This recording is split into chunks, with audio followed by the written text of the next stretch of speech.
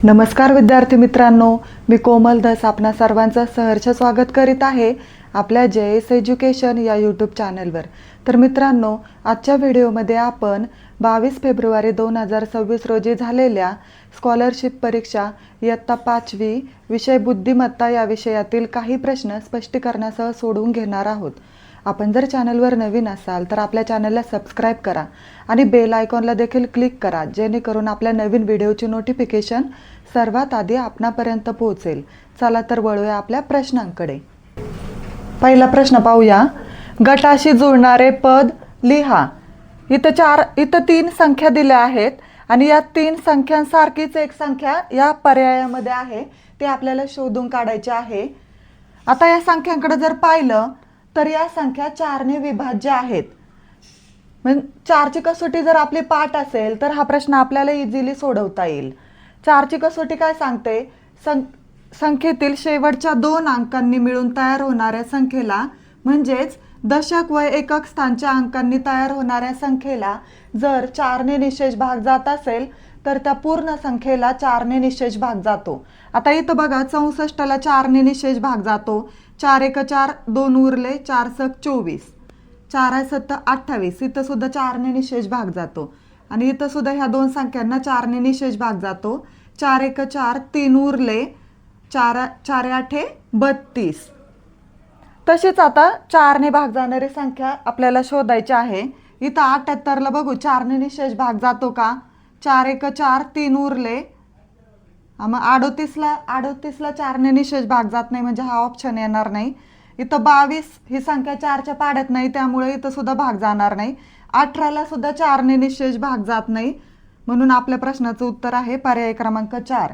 आता इथं बघू आपण, शेवटच्या 2 अंकांनी तयार होणाऱ्या संख्येला 4 ने निशेष भाग जातो का?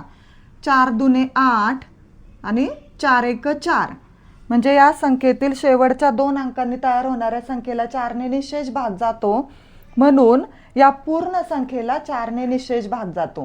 म्हणून आपल्या प्रश्नाचं उत्तर आहे पर्याय क्रमांक 4, 1784। चा प्रश्न आहे, गटात न बसणारे पद ओळखा। इथं 4 संख्या दिल्या आहेत आणि यापैकी कोणती संख्या गटात बसत नाही ते आपल्याला विचारलेलं आहे। आता या 4ही संख्यांकडे जर पाहिलं तर या संख्या वर्ग संख्या आहेत। आपले वर्ग जर पाठ असतील तर आपण पटकन याची वर्गमूळ काढू शकतो। 144 ही संख्या 12 चा वर्ग आहे। 324 ही संख्या 18 चा वर्ग आहे। 576 ही संख्या 24 चा वर्ग आहे आणि 484 ही संख्या 22 चा वर्ग आहे। आता पुन्हा आपल्याला यातून वेगळी संख्या शोधायची। आता इथं आपण 3 ची कसोटी लावू शकतो। 12, 18 आणि 24 ला 3 ने निशेष भाग जातो, परंतु 22 ला 3 ने निशेष भाग जात नाही, म्हणजे गटात बसणारी संख्या कोणती आहे? तर 484। Option number 4 is correct answer, 484। पुढचा क्वेश्चन आहे, प्रश्नचिन्हाच्या जागी कोणती संख्या येईल? आता हा प्रश्न सोडवताना आपण या कडेच्या 2 संख्यांचा संबंध मधल्या संख्येशी आहे का ते चेक करू। इथं 21 मध्ये संख्येतील अंकांची बेरीज करू। 2 अधिक 1 बेरीज आली 3 आणि इथं 2 अधिक 3 बेरीज आली 5। आणि आता 3 आणि 5 चा गुणाकार करू। 3 गुणिले 5 गुणाकार आला 15, म्हणजे या संख्येतील अंकांची बेरीज करून त्या बेरजेचा गुणाकार केला असता आपल्याला मधली संख्या मिळते। आता ही ट्रिक इथं आपण लागते का ते पाहू। इथं संख्येतील अंकांची बेरीज 2 अधिक 2 4 आणि इथं 1 अधिक 6 7, मग 4 गुणिले 7, 4 7 28। इथं सुद्धा ही ट्रिक लागू पडते। आता आपण इथं ही ट्रिक फॉलो करूया। 1 अधिक 3 यांची बेरीज आली 4 आणि 2 अधिक 4 यांची बेरीज आली 6 आणि आता आपण यांचा गुणाकार करू। 4 गुणिले 6, 4 सक 24, म्हणजे इथं कोणती संख्या येईल? तर 24 ही संख्या येईल। Option number 3, 24। क्वेश्चन आहे, इथं समसंबंधावरचा आहे हा क्वेश्चन। पहिल्या पदाचा दुसऱ्या पदाशी जसा संबंध असतो तसाच संबंध तिसऱ्या पदाचा चौथ्या पदाशी असतो। आता इथं 234 वरून 29 कसे आले हे आपल्याला अगोदर शोधून काढावं लागेल, मग आपल्याला याचं आन्सर काढता येईल. इथं काय करायचं, संख्येतील प्रत्येक अंकाचे वर्ग लिहायचे आणि त्यांची बेरीज करायची.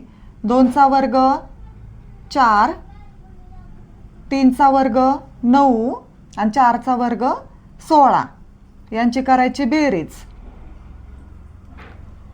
9 अधिक 4 13, 13 अधिक 6 19, 19चे 9 हातचा आला 1, 1 अधिक 1 2. म्हणजे इथं संख्येतील प्रत्येक अंकाचा वर्ग करून त्यांची बेरीज केली असता पुढची संख्या येते. मग ही ट्रिक आपण इथं फॉलो करायची. 5चा वर्ग 25, 1चा वर्ग 1 आणि 3चा वर्ग 9. आता आपण यांची बेरीज करूया. 9 अधिक 1 10 आणि 10 अधिक 5 15, 15चे 5 हातचा आला 1, 1 अधिक 2 3. म्हणजे इथं कोणती संख्या येईल, प्रश्नचिन्हाच्या जागी 35 ही संख्या येईल. Option number 1 35. हा देखील समसंबंधावरचा क्वेश्चन आहे. 79 64 तर 59 किती. अगोदर आपण 79 वरून 64 कसे आले ते पाहूया. 9 अधिक 7 बेरीज आली 16 आणि 16 गुणिले 4 64. आता ही ट्रिक इथं लागू पडते का आपण पाहू. 5 अधिक 9 यांची बेरीज येते 14 आणि 14 गुणिले 4 14 चौक 56. परंतु 56 इथं ऑप्शनमध्ये नाही आहे, त्यामुळे आपल्याला थोडा वेगळा विचार करावा लागेल. 64 ही संख्या वर्ग संख्या आहे.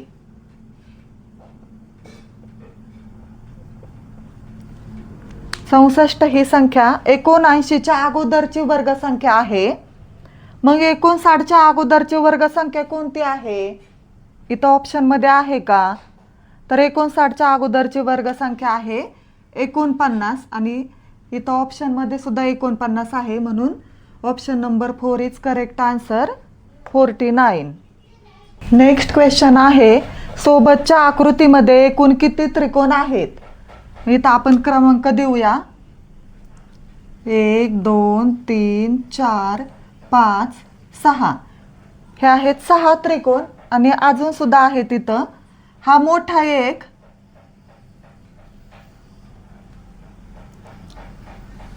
आणि हा एक मोठा, म्हणजे छोटे त्रिकोण आहेत 6 आणि हे 2 मोठे त्रिकोण आहेत. हा इकडचा एक आणि हा एक. 6 अधिक 2 8. मग किती त्रिकोण आहेत इथं 8. नेक्स्ट क्वेश्चन आहे, इथं 4 घन दिले आहेत आणि आपल्याला काय विचारले, 6 हा अंक असलेल्या पृष्ठाच्या विरुद्ध पृष्ठावर कोणता अंक असेल. आता इथं घनाचे 3 पृष्ठ आपल्याला दिसतात आणि 3 पृष्ठ ऑपोजिट आहेत, विरुद्ध आहेत, त्यामुळे तिथले अंक आपल्याला दिसत नाहीत. आणि विरुद्ध अंक जेव्हा विचारला जातो त्यावेळी तो विरुद्ध अंक काढण्याची एक ट्रिक आहे. जेव्हा दिलेल्या घनांमध्ये म्हणजे कोणत्याही 2 घनामध्ये जर 2 अंक समान असतील तर राहिलेले अंक हे विरुद्ध अंक असतात. आता आपण हा घन पाहिला आणि चौथा घन पाहू. इथं 3 आणि 5 हे अंक आहेत आणि इथं सुद्धा 3 आणि 5 हे अंक आहेत. पहिल्या आणि चौथ्या घनामध्ये 3 आणि 5 हे अंक सारखे आहेत. मग इथं कोणता अंक उरलाय 2 आणि इथं कोणता अंक उरलाय तर 6. मग 2च्या विरुद्ध कोणता अंक आहे तर 6 हा अंक आहे.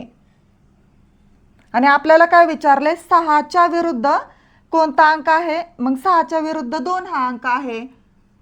Option number 1 is correct answer. आता हा लास्ट क्वेश्चन आहे आणि क्वेश्चन मोठा आहे आणि थोडासा अवघड देखील आहे, परंतु मी तुम्हाला अगदी सोपा करून शिकवणार आहे. अनघापेक्षा प्रणव 3 वर्षांनी लहान असून त्यांच्या आजच्या वयांची बेरीज 45 वर्षे आहे. अहमदचे आजचे वय प्रणवच्या आजच्या वयाच्या 2/3 पटीपेक्षा 2 वर्षांनी जास्त असल्यास अहमदचे आजचे वय किती. आता प्रश्नात दिलेल्या माहितीप्रमाणे आपण मांडणी करून घेऊया. अनघापेक्षा प्रणव 3 वर्षांनी लहान आहे. प्रणव आणि अनघाचे वय आपण लिहू. अनघापेक्षा प्रणव 3 वर्षांनी लहान आहे म्हणून प्रणवचं वय आपण x मानू. मग प्रणव अनघापेक्षा 3 वर्षांनी लहान आहे, म्हणजे अनघा ही प्रणवपेक्षा 3 वर्षांनी मोठी आहे. मग अनघाचं वय किती असेल तर x अधिक 3 वर्षे असेल. आणि त्या दोघांच्या वयांची बेरीज किती आहे तर 45 वर्षे आहे. म्हणून x अधिक 3 या दोघांच्या वयाची बेरीज किती 45 आहे. x अधिक x बेरीज येते 2x अधिक 3 बरोबर 45. 2x आपल्याला x ची किंमत काढायची आहे, म्हणून या 3 ला आपण बरोबर चिन्हाच्या उजवीकडे पाठवू. मग 3 हे तर प्लस आहे, तिकडे आल्यावर मायनस होतील. 45 वजा 3. 2x बरोबर 45 मधून 3 गेल्यावर वजाबाकी येते 42. मग x बरोबर हे दोन इथं भागिले आहेत, इकडे आल्यावर 2 हे इथं गुणिले आहेत, इकडे आल्यावर भागिले होतील. 42 भागिले 2 बे दुने 4 बे 1 बे. मग x ची व्हॅल्यू किती आली 21 आली. म्हणजे प्रणवचं वय किती आहे 21 वर्षे आहे. आणि आपल्याला पुढे काय माहिती दिली, अहमदचे आजचे वय प्रणवच्या आजच्या वयाच्या 2/3 पटींपेक्षा 2 वर्षांनी जास्त आहे. मग अहमदचं वय आपल्याला काढायचंय. अहमदचं वय प्रणवच्या आजच्या वयाच्या, प्रणवचं आजचं वय किती आलं 21 वर्ष आलं. अहमदचे वय हे प्रणवच्या आजच्या वयाच्या म्हणजे 21च्या 6चे म्हणजे गुणाकार असतो. 21 गुणिले 2/3 2/3 पटीपेक्षा 2 वर्षांनी जास्त आहे, म्हणून पुढे +2 केलं. बघा अहमदच्या आजचे वय प्रणवच्या आजच्या वयाच्या, प्रणवचं वय आहे 21 म्हणून 21च्या म्हणून 21 गुणिले 2/3 पटीपेक्षा 2 वर्षांनी जास्त आहे. मग 2/3 आणि 2 ने जास्त आहे म्हणून +2 केले. 3 × 3 3 7 21 7 दुने 14 आणि 14 अधिक 2 16. 16 वर्षे आलं अहमदचं वय. Option number 3 16. अशा प्रकारे आजच्या व्हिडिओमध्ये आपण 22 फेब्रुवारी 2026 रोजी झालेल्या इयत्ता 5वी स्कॉलरशिप बुद्धिमत्ता विषयाच्या प्रश्नपत्रिकेतील काही प्रश्न स्पष्टीकरणासह सोडून घेतले आहेत. आपल्याला जर हा व्हिडिओ आवडला असेल तर व्हिडिओला लाईक करा, शेअर करा आणि आपल्या चॅनलला सबस्क्राईब करा. थँक्यू.